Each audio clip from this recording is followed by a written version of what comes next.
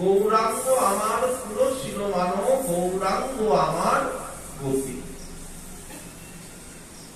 এটা যেন মনে প্রাণে কানে শব্দ উচ্চারিত হয়, হৃদয়ের মধ্যে যেন বারবার স্ফুরিত হয়। তাহলে চিন্তাটা শুধু রোগের প্রতি লেগে থাকবে, যন্ত্রণার প্রতি লেগে থাকবে, গৌরের জন্য প্রাণ কাঁদতে পারবে না। শরীর সুস্থ থাকুক, অনাহারে থেকে মনটা যেন মতিরহ যেন তোমার পদ সঙ্গ, তোমার সঙ্গ থেকে যেন চলে না যায়, তোমার সঙ্গ ছাড়া যেন না হই, তোমাকে বাদ দিয়ে যেন কোনো কিছুই যেন ভাবতে না পারি, এর নাম প্রতিজ্ঞা। আচ্ছা, কতটুখানি শিশু প্রত্যেক দিন প্রদীপ জ্বালিয়ে মালা গেঁথে বসে থাকলো বৃদ্ধকাল পর্যন্ত?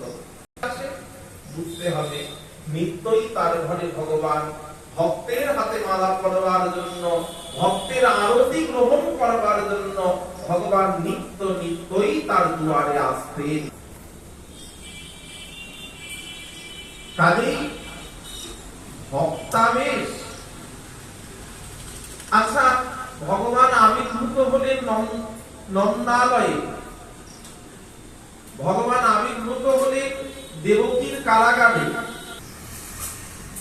এবং শুধু তাই নয়, ভগবান যখন আবির্ভূত হলেন, ভগবান স্বয়ং চতুর্ভুজ রূপে আবির্ভূত হলেন, পীত বর্ষণধারী। দেবনাম জানি বলছেন, হে পরমেশ্বর তুমি তো আবির্ভূত হলে,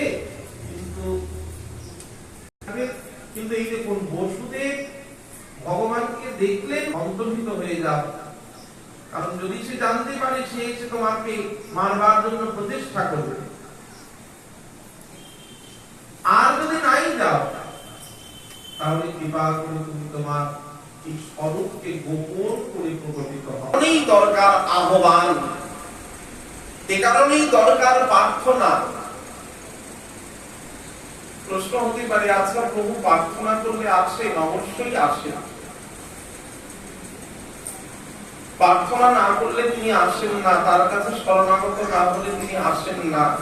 যিনি শরণাগত হন, যিনি প্রার্থনা করেন, অবশ্যই ভগবান তার কাছে আসেন। বিকেল ৩টের সময় ভোগ লাগাচ্ছেন আর কীর্তন করছেন, মধ্যাহ্ন কালে প্রভু করিলেন গমন।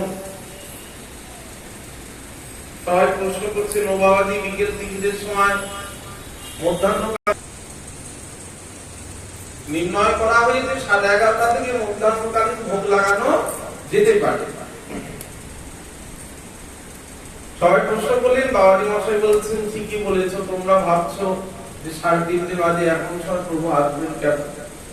বাবাজি মশাই কতটা দৃঢ়তার সহিত চিৎকার করে বলছেন, আমার প্রভুকে আমি যখনই ডাক